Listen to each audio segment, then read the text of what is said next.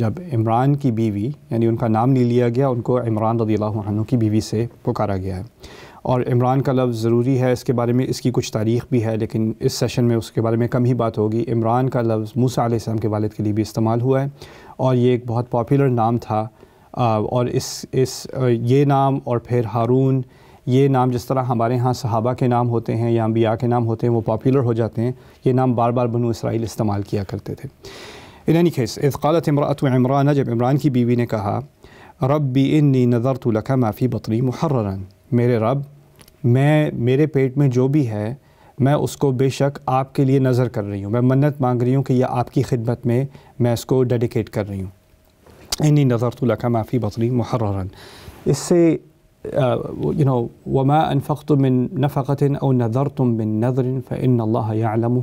وما للظالمین من انصار۔ ایک اور جگہ قرآن پر اللہ تعالیٰ نے نظر کے بارے میں، منت مانگنے کے بارے میں کچھ ذکر کیا۔ اللہ تعالیٰ نے کہا جو کچھ تم خرچ کرتے ہو کسی بھی طرح کا، اور جو کوئی تم منت مانگتے ہو، نظر کرتے ہو،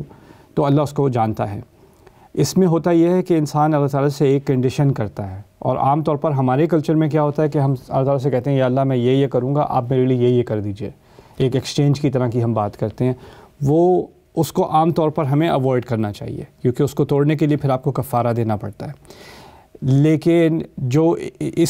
یہاں جس نظر کا ذکر ہو رہا ہے وہ ایک طرح سے ون وے ہے، یعنی انہوں نے کہا ہے میری اولاد ہوگی، میں آپ کو اس کے لیے ڈیڈیکیٹ کروں، میرا مقصد ہی اولاد کا یہ ہے، یہ نہیں ہے کہ مجھے اولاد کی خوشی چاہیے اور اس لیے مجھے اولاد دیجیے، تب پھر آپ دیں گے تو پھر میں اس کو آپ کی خدمت میں لگا دوں گی۔ لیکن اصل میں بات یہ ہو رہی ہے کہ میں چاہتی اولاد ہی اسی لیے ہوں کہ اللہ تعالیٰ کی خدمت کی جائے، آپ کی خدمت کی جائے۔ انی نذرت لک ما فی بطنی محررا۔ دوسری بات یہاں پر اولاد کے بارے میں کچھ ہمیں سمجھ میں آیا کہ اصل میں اولاد انسان کو خوشی تو دیتی ہے، اور عام کلچرز میں نے ایک اور سیشن میں بھی ذکر کیا تھا، عام کلچرز میں کیا ہوتا ہے، ہم اولاد ہوتی ہے ہماری تو ہم سمجھتے ہیں کہ اس اولاد کی وجہ سے ہمارا نام ہوگا، اس اولاد کی کامیابی میں ہمیں اپنی کامیابی نظر آئے گی، بعد میں ہو سکتا ہے وہ بڑے ہو جائیں گے تو وہ ہمارا خیال رکھیں گے، یہ ارمان ہوتے ہیں لوگوں کے کہ اولاد جو ہے ہماری ایک طرح سے ریٹائرمنٹ بنے گی، ہماری انویسٹمنٹ انٹو دا فیوچر بنے گی۔ لیکن اس سب سے زیادہ اہم وہ ایک چیز ہے کہ ہمیں اس دنیا سے جانا ہے، آج نہیں جانا تو کل جانا ہے، اور میرے اعمال محدود ہیں، میں جتنا بھی کر سکتا ہوں اس دنیا میں اچھے کام، کیونکہ مجھے اللہ کو اپنے اعمال ہی دکھانے ہیں اور اپنی محنتیں دکھانی ہیں۔ وَلَيْسَ لِلْإِنسَانِ إِلَّا مَا سَعَى، انسان کی ملکیت میں کوئی چیز ہے ہی نہیں سوائے اس کے جس کی اس نے کوشش کی ہو، تو مجھے اللہ تعالیٰ کے سامنے صرف اپنے اعمال، اپنی کوششیں دکھانی ہیں، اور وہ محدود ہیں، جس دن میری موت ہوگی اس دن میری کوششیں ختم، میرا کام ختم۔ لیکن جو میری اولاد ہے، اگر اس کی تربیت صحیح ہو اور اس نے اچھے کام کیے ہوں تو اس کی اچھائیاں اور پھر اس کی اولاد کی اچھائیاں اور اس کی اولاد کی اچھائیاں میری اچھائیوں میں اضافہ کرتے رہیں گے۔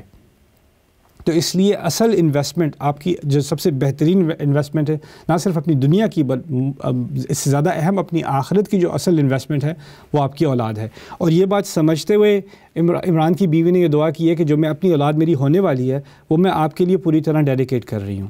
اب ہمارے زمانے میں کیا ہوتا ہے کہ کس طرح ڈیڈیکیٹ کرتے ہیں اولاد کو، ہم کہیں گے کہ ہمارا بچہ ہوا تو ہم اس کو مدرسے میں ڈال دیں گے، تحفیظ کرائیں گے، حفظ قرآن کرائیں گے، عالم بنائیں گے، یہ کریں گے، وہ کریں گے۔ ٹھیک ہے، آپ کے نزدیک اگر یہ خدمت ہے اللہ تعالیٰ کی تو اپنی جگہ ٹھیک ہے، لیکن میں آپ کو ایک پولیٹیکلی انکریکٹ ہے لیکن میں سیدھی بات آپ کو بتاتا ہوں۔ کچھ سال پہلے میرے پاس ایک دوست آیا، اس نے مجھ سے کہا کہ میں اپنے بچے کو بالکل آپ کی طرح بنانا چاہتا ہوں۔ پہلے ہی میں پریشان ہو گیا کہ یہ اسٹیٹمنٹ ہی بہت پرابلمٹک ہے، کیونکہ اگر آپ کسی سے کہیں کہ میں اپنے بچے کو کسی اور کی طرح بنانا چاہتا ہوں تو آپ نے اپنے بچے کی جو اس کی انفرادیت ہے، اس کی انڈیویجوالٹی ہے، اس کا انکار کیا ہے۔ آپ کا بچہ ہو سکتا ہے بہترین آرٹسٹ ہو یا بہترین رائٹر ہو یا بہترین انجینئر ہو، اس کا میتھمیٹیکل مائنڈ ہو، آپ نے اس سب کو ڈینائی کر کے میں تو چاہتا ہوں کہ آپ کی طرح بن جائے۔ بس آپ کو اپنے بچے کی فکر کم ہے، آپ کو بس یہ نظر آ گیا کہ یہ اگر میرے نزدیک یہ مثال اچھی ہے تو میرا بچہ بالکل ایسا ہی بن جائے۔ یہ غلط ہے، کیونکہ آپ بھی ایک انفرادی، آپ کا ایک وجود ہے، آپ کی ایک شخصیت ہے، آپ کی اولاد کی بھی ایک شخصیت ہے۔ اور تعالیٰ نے خود کہا ہے قُلْ كُلٌّ يَعْمَلُ عَلَى شَاكِلَتِهِ، تم سب سے کہو کہ وہ اپنی جس طرح اللہ نے انہیں بنایا ہوا ہے، جس شکل پہ اللہ نے انہیں بنایا ہوا ہے اس کے حساب سے وہ کام کریں۔ تو ہماری ایک انفرادیت ہوتی ہے۔ یہاں پر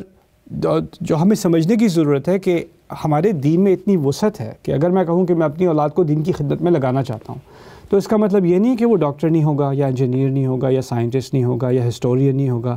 یا لٹریری نہیں ہوگا، ٹیچر نہیں بنے گا۔ وہ ساری چیزیں، ان میں سے کوئی بھی ایسی چیز نہیں ہے جس کا دین سے تعلق نہیں ہے۔ جو اللہ کی خدمت میں نہیں ہے۔ دین کی تعلیم اصل میں ہر مسلمان کی زندگی کا حصہ ہونا چاہیے تھا۔ یہ اسپیشلائزیشن ٹھیک ہے کچھ لوگوں کی ہوتی ہے، لیکن عام طور پر زیادہ سے زیادہ قرآن یاد کرنا، عربی زبان کو سیکھنا، اپنے دین کے بارے میں، اپنی دین کی تاریخ کو سمجھنا، یہ آپ کی زندگی کا ایک پارٹ ٹائم اور پرماننٹ حصہ ہونا چاہیے تھا۔ کیونکہ ہماری زندگی سے یہ چیز ہٹ گئی ہے، ہم نے کیا کیا، ہم نے سوسائٹی کا ایک سیگمنٹ لیا اور کہا آپ لوگ دین پڑھیں، آپ لوگ اس میں اسپیشلائزیشن کریں، باقی ہم سب کی خیر ہے۔ ٹھیک ہے، کچھ لوگ ہوتے ہیں جن میں خاص ٹیلنٹ ہوتا ہے، ان میں ایک خاص صلاحیت ہوتی ہے، خاص ان کی انٹیلیجنس اس طرف مائل ہوتی ہے، ان کی اسکالرشپ ہونی چاہیے، ان کے لیے زیادہ سے اعلیٰ تعلیم کا اہتمام ہونا چاہیے۔ میرے نزدیک جو عالم دین بنے، کوئی دینی تعلیم حاصل کرے، ان کو ہر طرح کی تعلیم میں اعلیٰ ترین درجہ حاصل کرنا چاہیے۔ They not just religious scholar, لیکن اس کے علاوہ ان کو تاریخ، عالمی تاریخ، فلسفہ، سائیکالوجی، سوسیولوجی، اینتھروپولوجی، یہ چیزیں سمجھنی چاہیے اور ان میں بھی اعلیٰ تعلیم حاصل کرنی چاہیے، کیونکہ یہ دو دنیا الگ نہیں ہیں۔ قرآن نے تو علم کے بارے میں بھی کہہ دیا نا اور جگہ پر، جیسے جو اس زمانے میں مدینے میں لوگ لکھنے والے کم تھے، انہیں زیادہ تعلیم نہیں تھی، ان کو نہیں لکھنا آتا تھا، تو جب کسی نے ادھار لینا ہوتا تھا تو اللہ نے حکم دیا کہ اگر اذا تدینتم بدین الی اجل مسمى فاکتبوہ، اگر تمہیں ایک دوسرے کو ادھار دینا ہو تو لکھ لیا کرو۔ تو اب اکثریت کو لکھنا نہیں آتا، تو کوئی ایک آدھ ملے گا، اگر شہر میں 2-3 ملیں گے جن کو لکھنا آتا ہے، تو ان پہ اللہ نے ذمہ داری ڈالی کہ اگر وہ جانتا ہے فلیکتب مما علمہ اللہ، تو اسے لکھنا چاہیے اس کی بنیاد پر جو کہ اللہ نے اسے سکھایا۔ یعنی اللہ تعالیٰ نے اس کے لکھنے کو اپنے سکھانے کی طرف منسوب کیا۔ اس سے ہم کیا سیکھے کہ دین کی خدمت وہ اس وقت کر رہا ہے جب وہ کسی کا لون کانٹریکٹ لکھ رہا ہے، جس کو ہم عام زبان میں سیکولر سی چیز سمجھیں گے، اس کا مذہب سے کوئی تعلق نہیں، دین سے کوئی تعلق نہیں۔ دین سے تعلق اس کا ہوگا جو کوئی اسلامی کتاب لکھ رہا ہوگا، دین سے تعلق وہ ہوگا جو کوئی خطبہ دے رہا ہوگا، دین سے تعلق ہوگا جو قرآن یاد کر رہا ہوگا، وہ بھی سب دین ہے۔ لیکن یہ باقی چیزیں دنیا ہیں، لیکن ہمارے دین نے اس کانسیپٹ کو برباد ختم کر دیا۔ ہمارے دین میں کیا ہے کہ اگر آپ کسی کی خدمت کر رہے ہیں، کوئی اچھا کام کر رہے ہیں دنیا میں، تو وہ بھی اصل میں دین ہی کی خدمت ہے۔ تو اگر یہاں پر انہوں نے یہ دعا مانگی ہے کہ میں اپنے بچے کو آپ کی خدمت میں پوری طرح ڈیڈیکیٹ کر رہی ہوں، ان کا ایک خاص مقصد کیا تھا کہ میری اولاد ہوگی، ابھی یہاں پر جو ہے جو کرپشن زیادہ ہے، اور زکریا علیہ السلام کو کسی ایسے بچے کی ضرورت ہے جو دین کی خدمت کر سکے، وہ تو اب بوڑھے ہو چکے ہیں، تو میری امید ہے کہ میرا بچہ اس ریکوائرمنٹ کو پورا کرے گا، ایک گیپ ہے اس کو وہ پورا کرے گا۔ تو ان کی یہ خواہش تھی۔ لیکن ہماری خواہش کیا ہونی چاہیے؟ میری خواہش ہونی چاہیے ہماری زندگی میں، ہماری دنیا میں کس چیز کی کمی ہے، ہماری سوسائٹی میں کس چیز کی کمی ہے، کیسے اگر ینگ لوگ ہوں اگلے 20 سال میں، اگلے 15-20 سال میں، کیسے ینگ لوگ ہوں جو باقی کروڑوں ینگ لوگوں کے لیے رول ماڈل بن جائیں، جو ان کے لیے مثال بن جائیں، کہ لوگ کہیں کہ میں نے دین میں، دنیا میں ہر طریقے سے میں نے اس کی طرح بننا ہے، مثال بن جائیں اوروں کے لیے۔